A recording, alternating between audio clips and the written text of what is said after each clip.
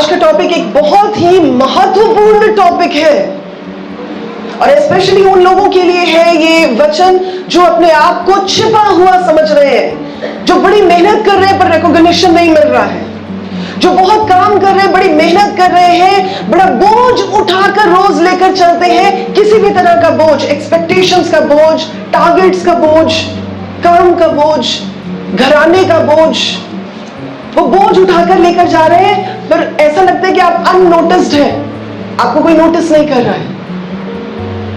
आज का वचन उन लोगों के लिए है जो अपनी लड़ाइयां लड़ते लड़ते, अपनी स्ट्रगल्स को झूझते झूझते इतना थक गए हैं और जो परमेश्वर से ये पूछते हैं कि प्रभु आप अगर साथ खड़े होते तो दिखाई भी तो देते। आज का वचन उन लोगों के लिए है जो अपने हालातों को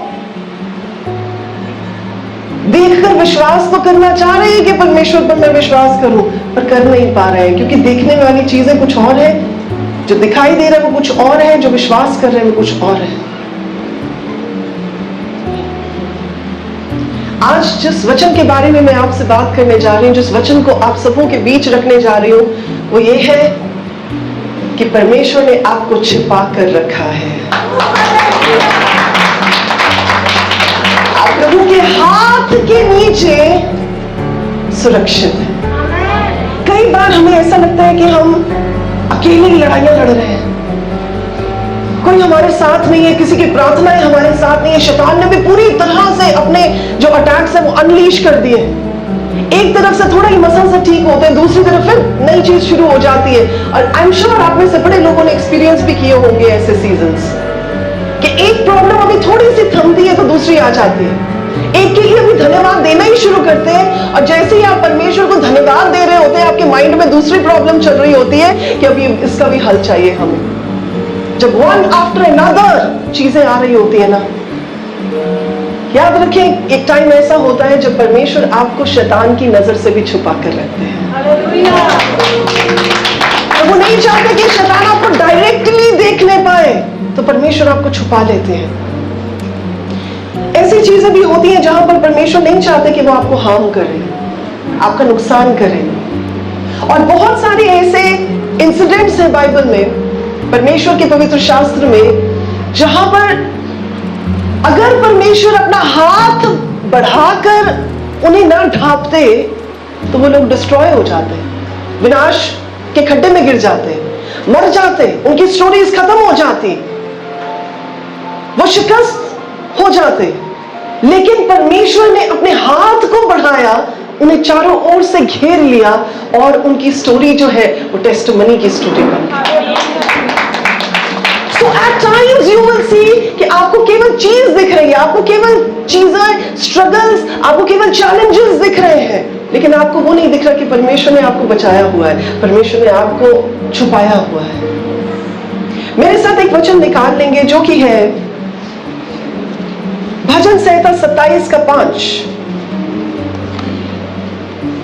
जहां लिखा है क्योंकि वह तो मुझे विपत्ति के दिन में अपने मंडप में छिपा रखेगा। कौन से दिन में? विपत्ति के दिन में। That means in the day of trouble परमेश्वर क्या करेंगे? मुझे अपने तंबू में छुपा लेंगे। और आगे लिखा है अपने तंबू के गुप्त स्थान में वे मुझे छुपा लेंगे और चट्टान पर चढ़ाएंगे। यहां पर दो चीजें हैं। सबसे पहले ये बात है कि मुश्किल के समय में परमेश्वर क्या करते हैं? मुश्किल के समय में परमेश्वर अपने आंगनों में, अपने तंबुओं में हमें छुपा लेते हैं। दैट मीन्स कि जब मुश्किल का समय है, जब अटैक का समय है, जब शैतान पूरी रीति से आकर हम पर हमला करना चाहता है, उस समय प्रभु हमें एक्सपोज नहीं कर देते कि चल भाई लड़न वास्ते चल बाहर।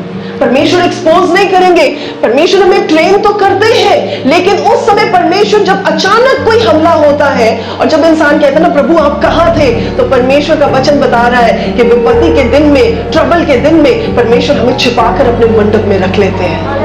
He doesn't expose us। और दूसरा काम क्या है? यहां लिखा है गुप्त स्थान में छिपाते हैं। ऐसा नहीं है बाहर बाहर रख दिया। अगर आपको अपने जेवर संभाल कर रखने होते हैं, अगर आपको अपने वैल्यूएबल आइटम संभाल कर रखनी होती हैं, आप बाहर मेज पर नहीं रख देते, आप ड्रॉर में रखते हैं, आप लॉकर में रखते हैं, या बैंक का स्पेशली लॉकर ताकि आप अपनी वैल्यूएबल चीजों को उस जगह पर रख सके जिस पर सबकी नजर ना पड़े। परमेश्वर का वचन बताता है हम प्रभु की नजर में अनमोल हैं। We are valuable in His sight। तो परमेश्वर हमें कहाँ रखते हैं? सिर्फ मंडप में रखते हैं, सिर्फ तंबू में रखते हैं? जी नहीं, तंबू की भी सीक्रेट जगह में रख लेते हैं।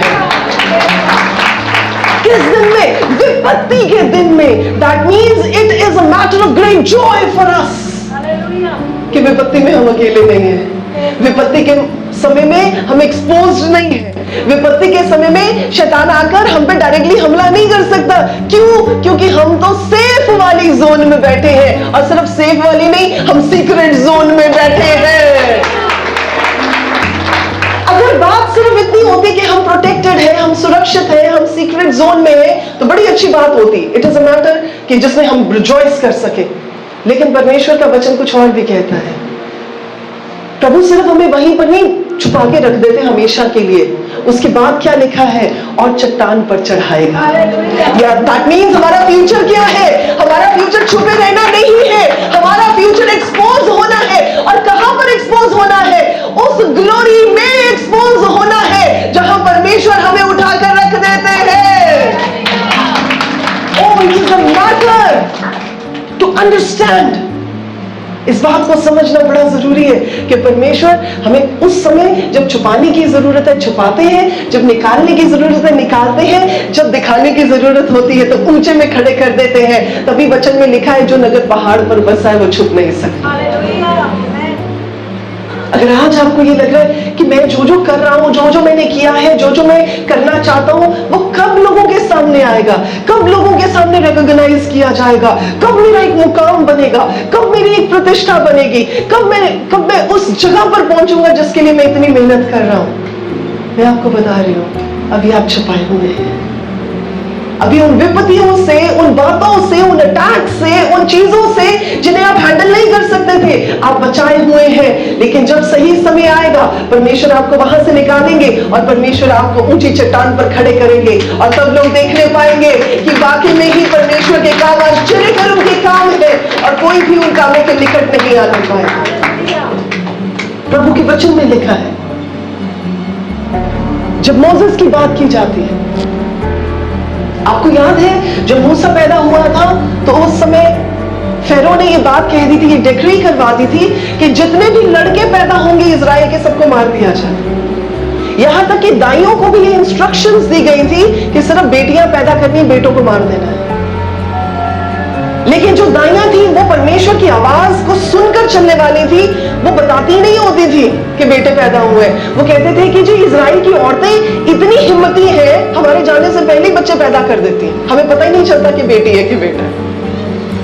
तो वो परमेश्वर के खिलाफ नहीं गई।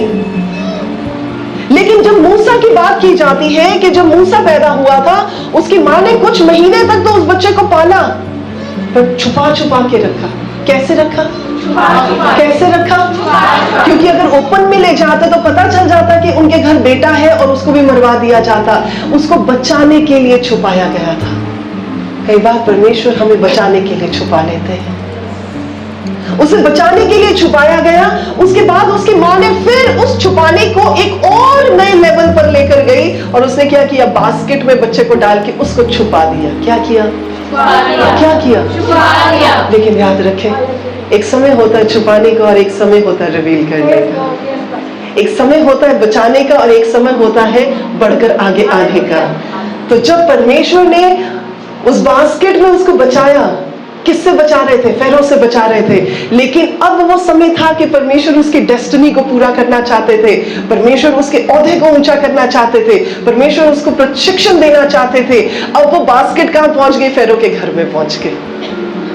जिससे बचाना चाहते थे उस ही के पास परमेश्वर उसको ले आए और उसको पाला किसने? फेरो की बेटी ने। जो बच्चा मार दिया जाना था, पर क्योंकि प्रभु ने बचाया और परमेश्वर ने सही समय पर उसको रिवील किया, तो वो बच्चा क्या बन गया? वो फेरो के घर में राजसी ट्रेनिंग का हिस्सा बन गया। At times you will not understand. कई बार आपको समझ नहीं आएगा कि परमेश्वर क्यों कर रहे हैं ये जो कर रहे हैं, करना क्या चाहते हैं, चल क्या रहा है दिमाग में, होगा क्या इससे? पर अगर आप छुपाए गए हैं ना, खुश हो जाए, क्योंकि आपको रिवील करने का भी एक टाइम आएगा, और जब वो टाइम आएगा वो ऊंचे मुकाम का टाइम आएगा।